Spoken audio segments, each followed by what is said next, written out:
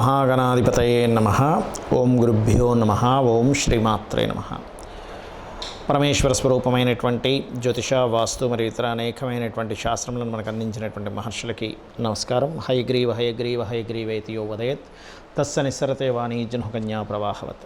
అరుణాం కరుణాతరంగితాక్షీం ధృతపాశాంకుశపుష్పబాణచాపాం అనిమాదిభిరావృతాం మయూకైః అహమిత్యేవ విభావయే భవానీం. శ్రీమాత్రే నమః.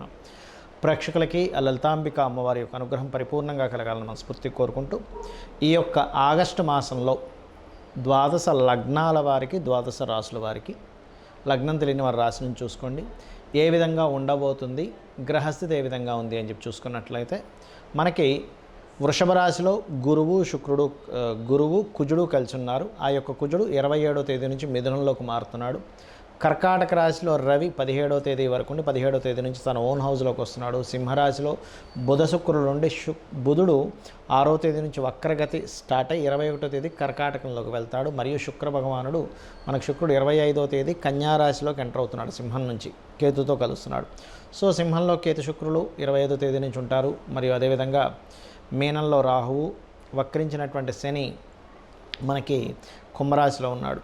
ఈ యొక్క గ్రహస్థితిని అనుసరించి ద్వాదశ లగ్నాల వారికి ఏ విధంగా ఉంది, ఏ పరిహార మార్గాలు చేసుకోవాలి, ఏ విషయాల పట్ల జాగ్రత్తగా ఉండాలనేటువంటి విషయం మనం ఇప్పుడు తెలుసుకుందాం. మీన లగ్నము, మీనరాశి. మీకు ఈ మాసం ఇంటి దగ్గర కాకుండా, ఉన్న స్థలం కాకుండా వేరే ప్రాంతాలకు మారడం కానీ, షార్ట్ జర్నీస్ కానీ అధికంగా ఉంటాయి. ఎవరికైనా ఏదైనా మధ్యవర్తిత్వంగా ఉంటే నచ్చ చెప్పడము, మీరు కొన్ని విషయాలను మీరు టేకప్ చేయడం ద్వారా కొంత మీకు లబ్ధి, అది భూ వివాదం కావచ్చు, భూమికి సంబంధించిన కమిషన్ కావచ్చు, ఏదైనా ఒక కొత్త ప్రయత్నం వేరే ప్రాంతానికి వెళ్ళి చేయడం వల్ల కావచ్చు, ల్యాండ్ కావచ్చు, గృహం కావచ్చు, ఏదైనా కానీ. అలాగే గతంలో వివాదాస్పదంగా ఉన్నటువంటి కొన్ని అన్నదమ్ములతోని, అక్కచెల్లెలతో ఉండే కొన్ని వివాదాలు కొంత మాట్లాడుకోవడం వల్ల మీకు క్లియర్ అవుతాయి. అలాగే కమర్షియల్ స్పేసెస్ ఏవైతే ఉంటాయో అటువంటి వాటి మీద ఇన్వెస్ట్మెంట్ చేయడం, అటువంటి వాటి మీద ధ్యాస వెళ్ళడం, అటువంటివి తీసుకోవడం అనేటువంటి చాలా స్పష్టంగా గోచరిస్తుంది.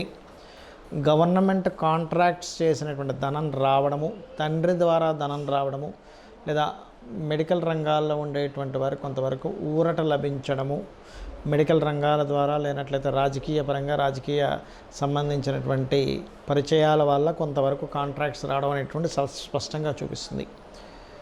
25వ తేదీ లోపలే, ముఖ్యంగా ఈ శుక్రుడు 6వ స్థానంలో ఉన్నందుకు స్త్రీ మూలకంగా కొన్ని మిస్కమ్యూనికేషన్స్, మీరు ఒకటంటే వాళ్ళు ఇంకొక రకంగా ప్రచారం చేసి మిమ్మల్ని డిఫేమ్ చేసేటువంటి యోగం ఉంది. స్త్రీల ముఖంగా, స్త్రీకి పురుషుడికి కూడా వర్తిస్తుంది, ఇద్దరికీ కూడా. అయితే ఈ నెలే కాదు, ఆగస్టు సెప్టెంబర్ మాసంలో కూడా కొంతవరకు వివాహ నిర్ణయాలు, స్త్రీలను ముఖ్యంగా మీరు పార్ట్నర్షిప్స్ చేసుకుని, అది స్త్రీకి కూడా వర్తిస్తుంది, ఒట్టి పురుషుడికే కాదు, స్త్రీకి కూడా స్త్రీని పార్ట్నర్షిప్గా తీసుకునే విషయంలోని కొంత చూసి తీసుకోండి. లేనట్లయితే ఏమవుతుందంటే వాళ్ళ వల్ల వివాదాలు వస్తాయి. అది కొంచెం చూసుకోండి కొద్దిగా. మీరు అందరికీ వర్తిస్తుంది, ఇది ఒట్టి పురుషులకే వర్తించడం కాదు. అలాగే మీరు ఏదైనా ఒక ప్రాపర్టీ, ఇద్దరు మధ్యన ప్రాపర్టీ కొనుక్కున్నారు, ఒక ప్రాపర్టీని ఒక్కోసారి ఇద్దరికి డబ్బులు సరిపోవట్లేదు, ఇద్దరు కలిసి కొంటారు, అటువంటివి ఏమైనా తీసుకునేటప్పుడు డాక్యుమెంటేషన్ క్లియర్గా రాసుకోండి. ఉద్యోగ సంబంధించినటువంటి విషయంలో మాత్రం ఉన్న ప్రాంతంలో లోకల్గా కాకుండా బయట ప్రాంతాలకు వెళ్తే మీకు ఉద్యోగ అవకాశాలు వస్తాయి. గతంలో ఇప్పుడున్నటువంటి శని వక్రగతి మీకు ప్రత్యేకంగా శని వక్రగతి ఏలినాడు శని యొక్క ప్రభావం లేకుండా తగ్గిస్తుంది. అంటే దీనివల్ల ఏమిటి, గతంలో ఏదో ఇన్వెస్ట్మెంట్ చేశాము, అయ్యో అనవసరంగా ఇన్వెస్ట్మెంట్ చేశాము, దీంట్లో మనం అనవసరంగా ధనాన్ని వెచ్చించాము, తప్పు చేశాము అనుకునేటువంటి సిచ్యువేషన్ నుంచి మీరు సరిదిద్దుకునేటువంటి సిచ్యువేషన్ని శని భగవానుడు ఇస్తున్నాడు ఇక్కడ మీకు. అంటే ఏమిటి, ఇక్కడ ఎప్పుడైతే మీరు దీన్ని సరిదిద్దుకునేటువంటి దీంట్లో ఉంటారో ఖచ్చితంగా మీకు మంచి యోగం అనేటువంటిది కలగనుంది. ఇక ఉద్యోగ అవకాశాలు వస్తాయి. అందులో ముఖ్యంగా police department, banking, land revenue, లేకపోతే భూ సంబంధించినటువంటి రియల్ ఎస్టేట్ రంగాల్లోని మీకు ఖచ్చితంగా ఉద్యోగ అవకాశాలు రానున్నాయి. ఇంపోర్ట్ ఎక్స్పోర్ట్ బిజినెస్ చేసేటువంటి వారికి చాలా అనుకూలంగా ఉంది, అందులో ఎటువంటి సందేహం లేదు. కొంచెం 17వ తేదీ వరకు మాత్రం ఈ గవర్నమెంట్ వ్యక్తులు కానీ వీళ్ళతో స్నేహం చేసేటప్పుడు కొంచెం 17వ తేదీ వరకు కాస్త చూసుకొని స్నేహాలు చేయండి.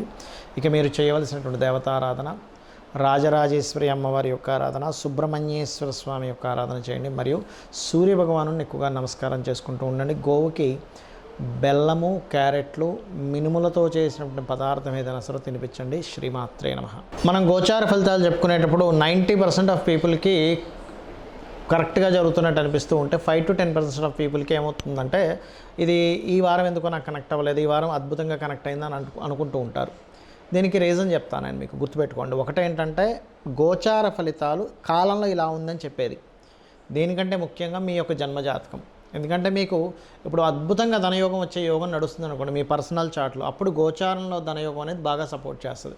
మీకు అసలు ధనయోగం నడిచే టైమే నడవట్లేదు, అప్పుడు మీకు గోచారం ఎంత ఇస్తున్నా కూడా ఒక 10,000 రావాల్సిన ప్లేస్లో 5,000 వస్తూ ఉంటుంది. అంటే 50% వర్కౌట్ అవుతుంది ఏంటి అనిపిస్తూ ఉంటుంది. అంటే ఏమిటి, పర్టికులర్గా మీరు తెలుసుకోవాల్సింది మీ పర్సనల్ చార్ట్, మీ యొక్క జన్మజాతకంలో ఏముంది అంటే అసలు మీ లగ్నం ఎలా ఉంది, మీ లగ్న బలం ఎలా ఉంది.